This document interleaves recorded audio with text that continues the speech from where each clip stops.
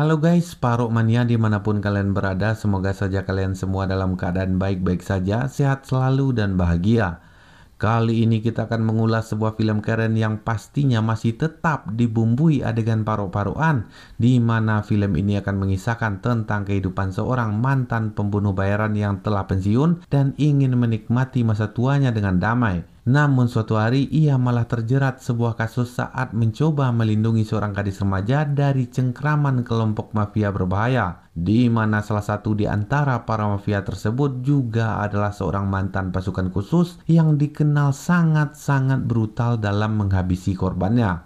Akankah pria ini berhasil menyelamatkan gadis remaja tersebut lalu keluar dari segala masalah yang membelenggunya? Inilah dia. Kisah akan berfokus pada seorang pria bernama Bawe Kang, kita panggil saja Akang. Akang adalah seorang pria kalem yang menjalani hari-hari sebagai seorang pengusaha sukses, namun di sini tak dijelaskan apa usaha yang digeluti oleh Akang. Pastinya hal yang menggambarkan kesuksesan tersebut adalah ia memiliki fasilitas rumah mewah, mobil mewah, serta seorang istri yang mewah. Pagi itu ketika sedang santai, si Akang dihampiri istri tercinta yang memberitahu Akang jika ia akan pergi berlibur ke sebuah pulau selama 3 minggu ke depan bersama seorang temannya yang seorang janda beranak satu. Oleh karena itu istrinya meminta Akang untuk bersedia menjaga Yonji, anak gadis umur 16 tahun putri dari temannya tersebut, di mana sesuai perintah sang istri, si Yonji ini akan tinggal serumah dengan Akang selama ia pergi berlibur. Sebenarnya Akang cukup keberatan, namun sang istri menjanjikan pelayanan yang memuaskan apabila Akang bersedia. Hingga keesokan harinya tepat setelah mengantarkan sang istri dan temannya ke bandara, Akang langsung bergegas menjemput Yonji yang diperkirakan baru saja pulang sekolah. Dan ya, inilah Yonji, gadis ABG nan cantik yang harus dijaga oleh Akang. Namun yang anehnya, Yonji turut mengajak seorang temannya ikut nebeng di mobil Akang.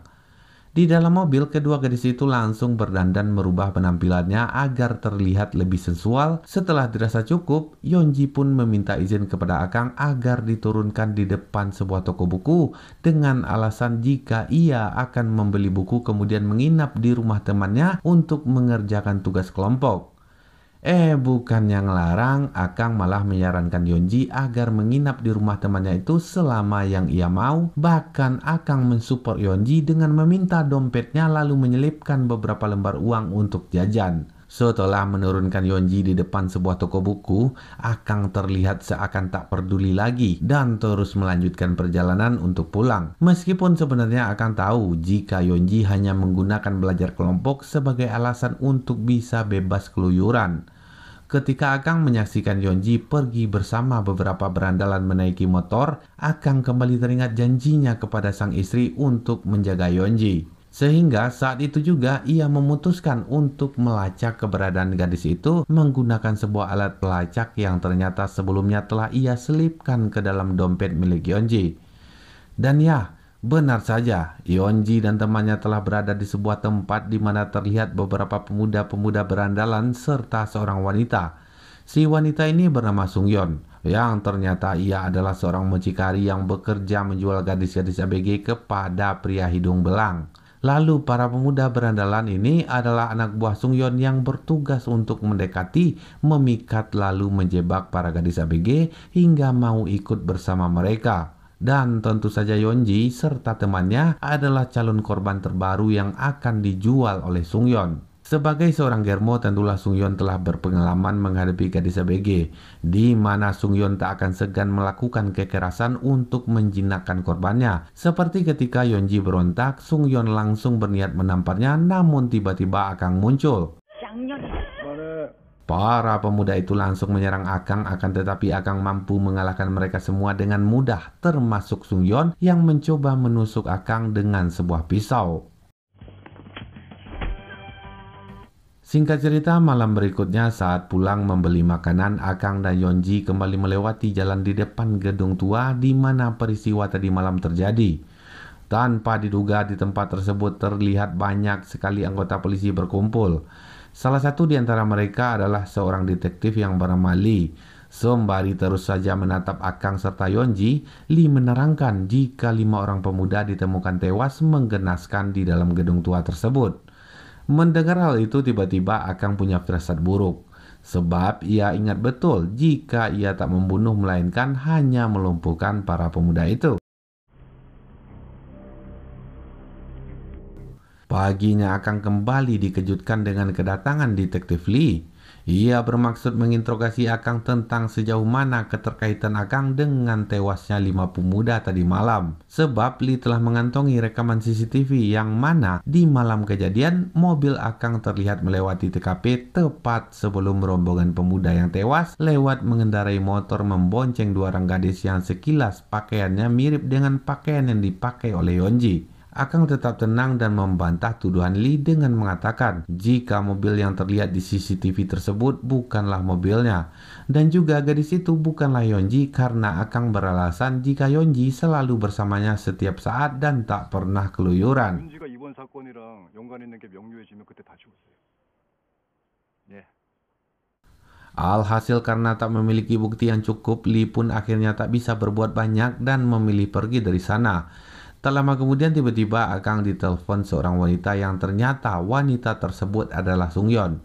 Sungyeon meminta Akang untuk datang ke suatu tempat. Jika Akang menolak, Sungyeon mengancam akan menyerahkan sebuah pisau yang jadi barang bukti pembunuhan tadi malam kepada polisi, di mana di pisau tersebut sudah ada sidik jarinya Akang.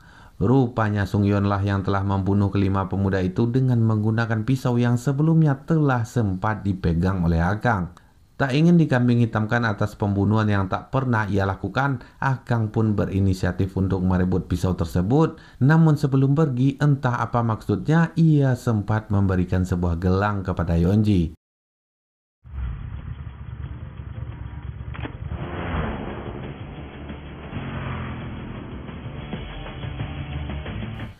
Alih-alih terjebak rencana licik Sungyeon, Akang berhasil menemukan langsung keberadaan wanita itu melalui alat pelacak di dompet milik Yonji yang kemarin dirampasnya.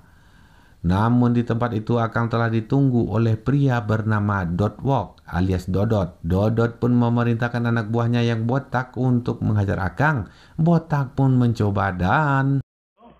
아가리 닥치라고. Akang terus saja menyiksa si botak hingga hal itu membuat Dodot ngilu, lalu dengan terpaksa ia menyerahkan pisau yang dijadikan barang bukti itu kepada Akang. Setelah itu ia memberontol tembakan kepada Akang lalu kabur ke sebuah ruangan. Di saat Akang mencoba mengejar Sungyeon serta Dodot yang kabur, tiba-tiba seorang pria misterius yang juga sangat ahli bertarung langsung menyerang Akang. Namun dengan kecerdikannya Akang berhasil menyudutkan pria tersebut lalu kabur dari tempat itu.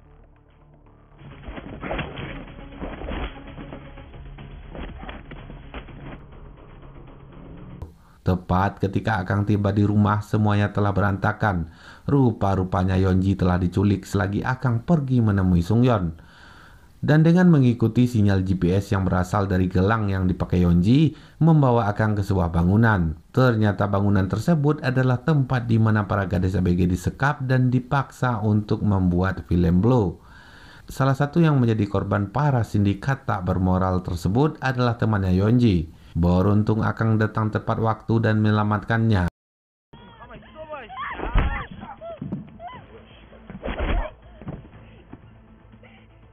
Meski demikian, Akang tak berhasil menemukan Yonji di tempat itu.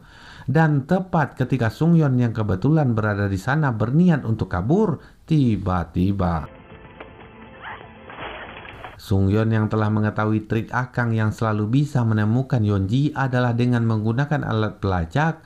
Ia pun melemparkan gelang milik Yonji ke hadapan Akang sembari mengancam Akang. Jika berani membunuhnya, maka Yonji juga akan mati. Namun dengan caranya sendiri, Akang malah berhasil mengorek informasi dari gadis itu.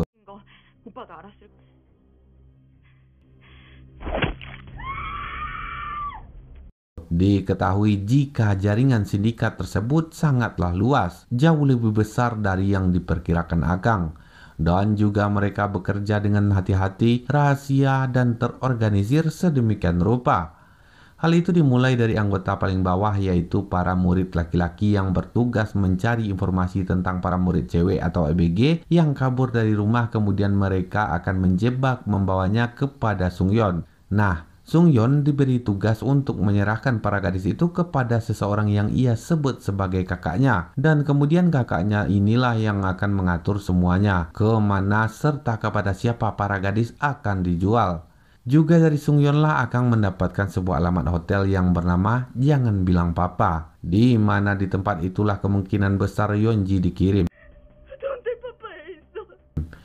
Sebelum pergi, Akang sempat berkata kepada Sungyeon jika ia telah menghubungi polisi untuk membawanya ke rumah sakit. Benar saja, tak lama kemudian Lee datang, namun ia mendapati Sungyeon telah tewas bersimbah darah. Cerita beralih kepada Akang yang baru saja memasuki hotel untuk mencari Yeonji. Ya, seperti dugaan kita, kedatangannya telah ditunggu dan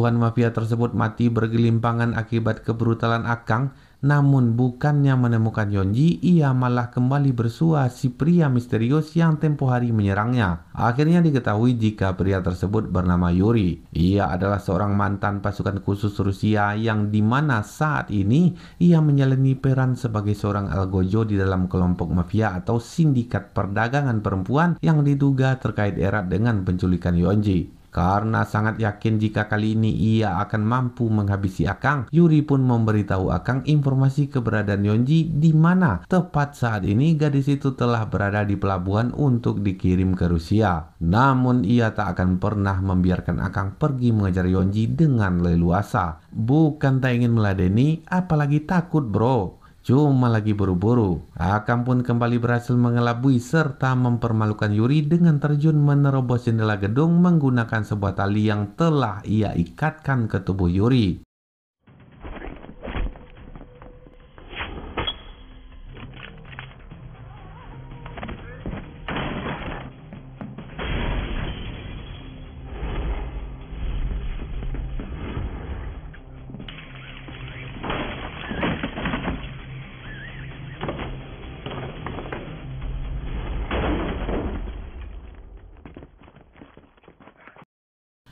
Tepat di saat yang sama, sang detektif pun muncul berniat menangkap Akang. Namun dalam sekejap Akang merebut senjata Lee.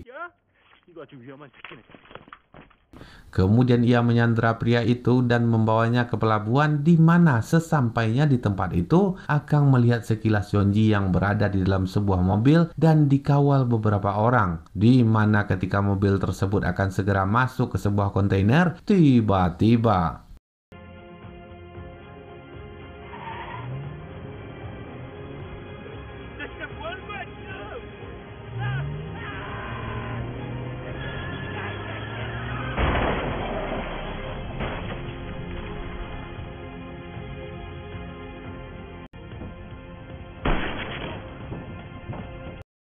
Akang berhasil mengeluarkan Yeonji dari mobil tersebut. Namun sebuah mobil lainnya muncul secara tiba-tiba mencoba menabrak mereka. Ternyata mobil itu dikendarai oleh Dodot yang berniat setorkan nyawa.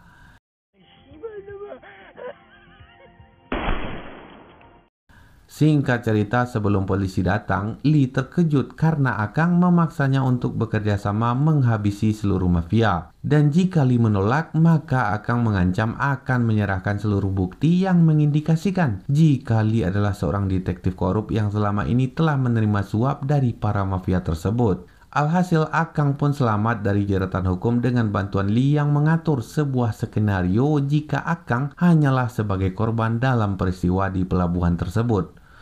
Beberapa hari kemudian Lee kembali menemui Akang di rumah sakit, di mana ketika Lee bertanya bagaimana cara Akang bisa mengetahui seluk-beluk tentang tindak tanduk kejahatan yang dilakukannya. Akang menjelaskan jika ia mengetahui semuanya dari HP milik Dodot yang diambilnya kemarin, di mana di HP tersebut terdapat banyak bukti transaksi yang dilakukan antara Dodot dan Lee. Selain itu, Akang juga sudah curiga ketika kemarin secara tak sengaja ia melihat mayat Sungyeon di bagasi mobil Lee. Padahal seingatnya ia tak pernah membunuh Sung Yeon.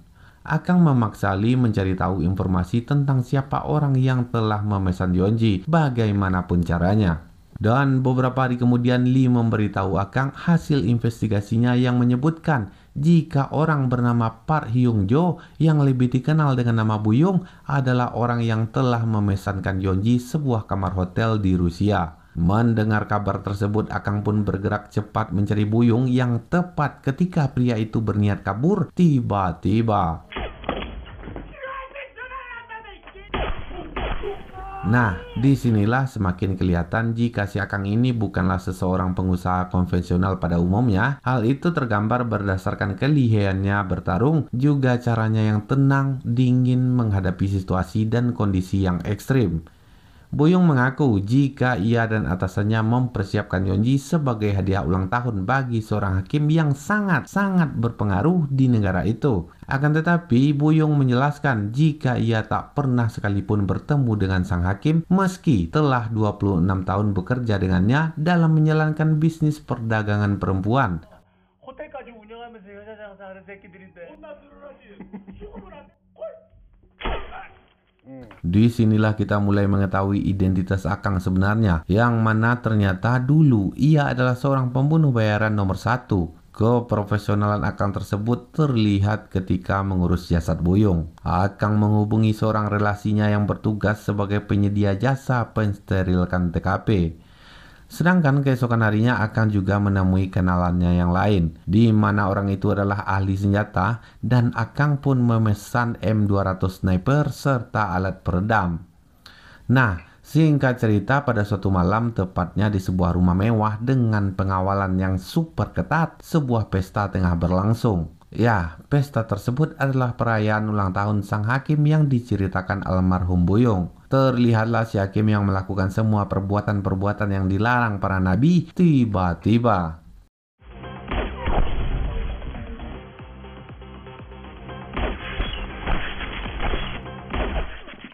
Akang mulai menghabisi beberapa pengawal sang hakim dibantu oleh Lee. Dengan aksi yang sangat mulus, sangat klinis, efektif, serta efisien. Hingga di suatu momen ketika berhadapan dengan Yuri, si pengawal andalan hakim, tiba-tiba Lee menodongkan pistolnya kepada Akang. Ternyata sang detektif telah mengkhianati serta menjebak Akang. Karena tanpa sepengetahuan Akang, ternyata Lee telah membuat kesepakatan dengan sang hakim. Akang pun ditangkap dan dibawa ke hadapan hakim. Dan karena tak ingin aktivitas makan sorabinya diganggu, maka hakim pun meminta Lee segera membunuh Akang. Namun dalam perjalanan tatkala Akang sedang dibawa ke sebuah tempat untuk dibunuh, tiba-tiba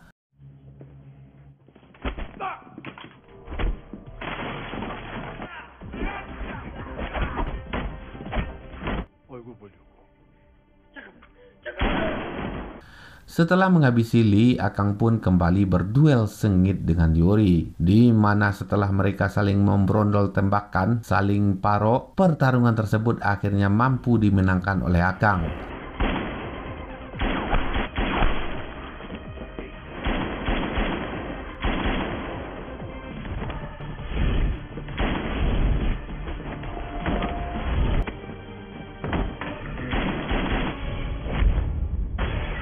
Singkat cerita, ketika baru saja selesai mandi junub, sang hakim langsung terserang panik ketika menyaksikan Akang berdiri di hadapannya. Sadar akan kematian yang sangat dekat, si hakim pun mencoba membuat pembelaan atas perbuatannya, mengaku jika ia tak pernah sekalipun meminta disuguhkan Yeonji, melainkan ibu Yeonji sendirilah yang menawarkan Yeonji padanya. Terus laki-laki mana yang gak mau, bro? Disinilah terungkap fakta jika Yeonji bukanlah anak kandung dari ibunya, melainkan anak tiri. Fakta lainnya mengungkap jika ternyata ibunya Yeonji tersebut adalah kakak dari Sung Yeon, juga sekaligus atasan dari Buyung alias bos mafia yang sebenarnya. Berharap agar nyawanya diampuni, si hakim dengan sigap menawarkan Akang bayaran yang sangat besar serta menjanjikan kekebalan hukum bagi Akang selama ia masih menjabat seorang hakim. Dan tiba-tiba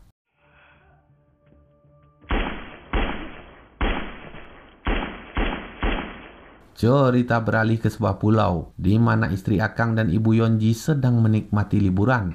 Di saat ibu si Yonji pamit kepada istri Akang untuk pergi teleponan sebentar ke atas mobil, tiba-tiba 아, 오빠. tamat.